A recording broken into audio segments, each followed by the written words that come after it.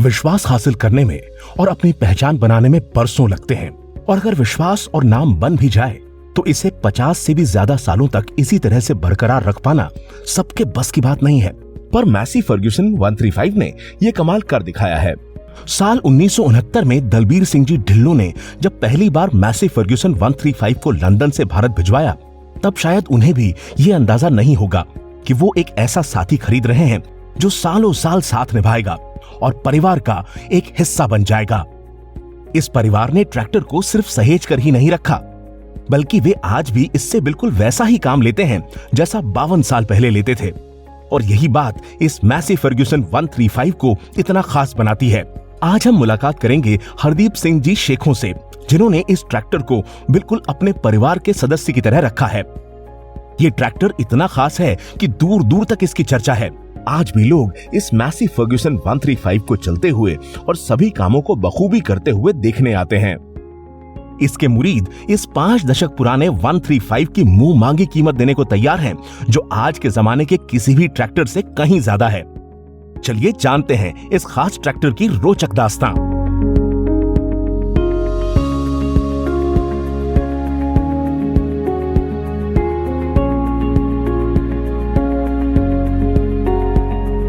सत श्री अकाल जी, मेरा नाम हरदीप सिंह शेखों है। मैं पंजाब के डिस्ट्रिक्ट लुधियाना के गांव बूंदड़ी का रहने वाला हूं। मैसी फर्ग्यूसन 135 मॉडल है।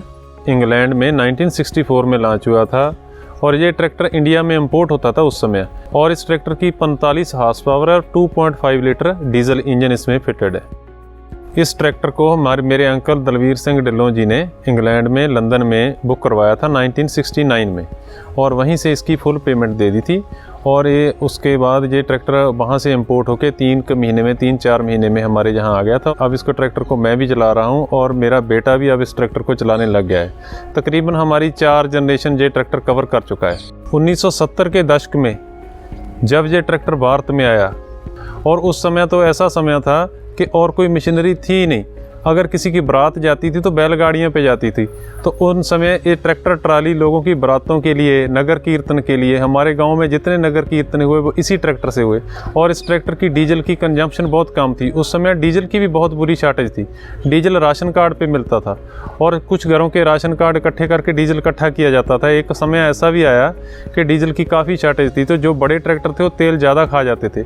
तो क्या किया कि वो ट्रैक्टर रोक दिया और उनके राशन कार्ड का डीजल भी इसी ट्रैक्टर में बरत के गेहूं की बुआई की गई थी। वैसे तो हमारे पास खेती में और भी ट्रैक्टर हैं, लेकिन जो मैसी है ना, इसकी कुछ खास बातें हैं। जैसे हम कणक की खेत की बुआई करते हैं, कणक की बुआई के लिए हम मैसी को यूज़ करते हैं।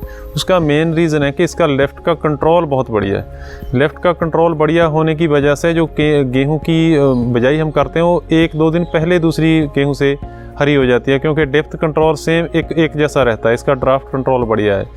दूसरी बात है, अगर आलू की करें, आलू अगर इस ट्रैक्टर से हम आलू की खेती करते हैं, दूसरे खेत से आलू जो है 5-7 क्विंटल प्रति एकड़ ज़्यादा निकलता है। वैसे भी बहुत लोग मैसी की यूज़ करते हैं यहाँ पे आलू के लिए। और तीसरी बात यह है कि इसके जो इम्प्लीमेंट डालने का है, जैसे काम के समय में बहुत तेज़ी रहती है इधर उधर जाने की, कई बार बंदे की कमी रहती है। इस ट्रैक्टर पर सिंगल ड्राइवर ही पीछे इम्प्लीमेंट डाल सकता है, इम्प्लीमेंट कंट्रोल कर सकता है, ऊँचा नीचा सारा ऊपर बैठे बैठाए करके आगे जा सकता है। कई बार ऊंचा नीचा करने में दूसरे ट्रैक्टर के नीचे उतरना जाता पड़ता है, इसके ऊपर से नीचे नहीं उतरना पड़ता, ऊपर बैठे बैठाए सब कुछ हो जाता है। और तीसरी बात है कि डीजल की खपत इस ट्रैक्टर की बहुत ज़्यादा कम है। ये जिस हिसाब से लोड है उसी हिसाब से डीजल खाता है। कम जो आसान छोटे काम है उनमें तो डीजल की इसकी बिल्कुल ही खपत कम हो जाती है। और एक इसका स्टीयरिंग है जो बहुत आरामदायक है। जो इसका स्टीयरिंग है, जो रेडियस बहुत नज़दीक में है। जितनी नज़दीक ये वाला ट्रैक्टर रेडियस ले लेता है, मेरे हिसाब से तो ऑटो भी इतनी नज़दीक से नहीं घूम पाता जितनी आसानी से ये ट्रैक्टर घूम जाता है। वो आसानी से घूमने की वजह से जो बिजाई है, बिजाई के काम में हमें बहुत ज़्यादा मदद मिलती है। और दूसरा, अगर कल्टीवेटर की बात करें और लेवलर की बात करें, तो उसमें तो इसका कमाल ही है। उसमें तो इसका कोई तोड़ ही नहीं है इस ट्रैक्टर का। ये ट्रैक्टर हर किस्म के खेतीबाड़ी के जो इम्प्लीमेंट हैं उसको बड़ी आसानी से चलाता है। हम इस ट्रैक्टर से ज़्यादातर cultivator, rotavator, desk harrow, leveller, seed drill, plough भी इससे ट्रैक्टर से हम यूज़ करते हैं। इस ट्रैक्टर को रिस्टोर करने का जो आइडिया था वो सोशल मीडिया से मेरे माइंड में आया। मैं एक दिन यूट्यूब पे 135 करके कुछ वीडियो देख रहा था, तो वहाँ पे इंग्लैंड में एक ट्रैक्टर की ऑक्शन हो रही थी, तो इसकी ऑक्शन जाके ख़त्म हुई 33,000 पाउंड में। 33,000 पाउंड इंडिया का कोई 33 लाख रुपया बनता है। तो उसको देखते हुए फिर मेरे मन में भी आया कि हम इस ट्रैक्टर को बेचना तो नहीं है, तो इस ट्रैक्टर को बड़े तरीके से तैयार करते हैं। दूसरा, इसकी जो गोल्डन जुबली भी आ रही थी 50 साल, तो 1969 मॉडल है, 2019 में इसकी जो 50 साल गिरा रही थी।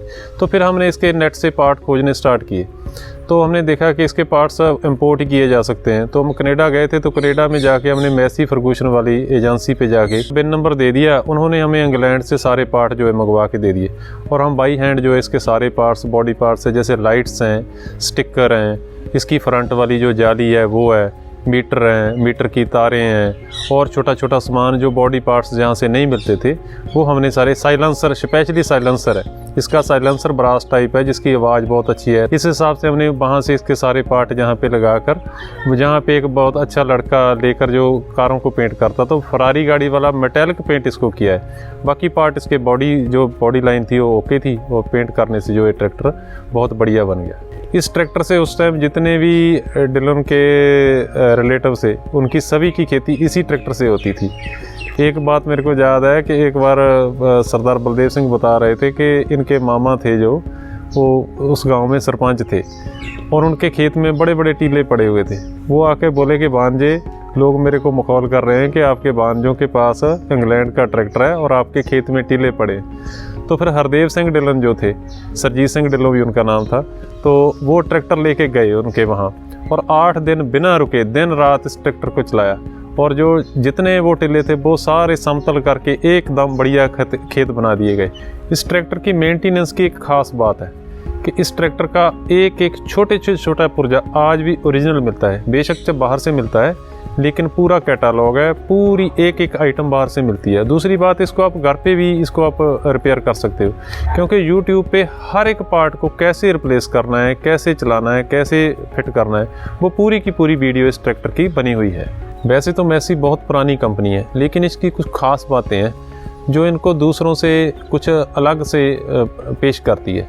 जैसे कि इसकी लेफ़्ट कंट्रोल है, फ्यूल एफिशिएंसी है। जैसे मान लिया डीजल के भाव बहुत ज़्यादा है, मैसी का जो डीजल खर्चा है वो उस समय से लेके आज तक सारे ट्रैक्टरों का तकरीबन दूसरे ट्रैक्टरों से कम है। और जो इसकी लेफ़्ट की कंट्रोल है, जो लेफ़्ट की टेक्नोलॉजी है, वो ऑटोमेटिक रिमोट सेंसिंग टाइप है और पेटेंटेड है। तो इस हिसाब से मैसी ने तकरीबन जो इंडिया के ग्राहक हैं उनकी सारी जो है उसको ध्यान में रखा है। दूसरा, इंटरनेशनल डिज़ाइन का भी बहुत फ़र्क है, क्योंकि जो बहुत पहले एडवांसमेंट इसमें आ गई थी, और जो ग्राहक की ज़रूरतें थी वो उनको मालूम थी कि आने वाले समय में क्या क्या ज़रूरतें ग्राहक की आने वाली है।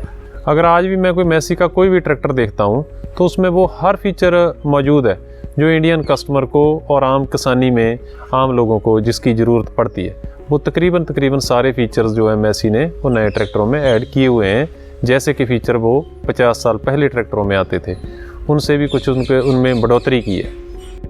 हमें पूरी उम्मीद है कि आने वाले कई और सालों तक मैसी फर्ग्यूसन 135 का इस परिवार के साथ अटूट रिश्ता कायम रहेगा।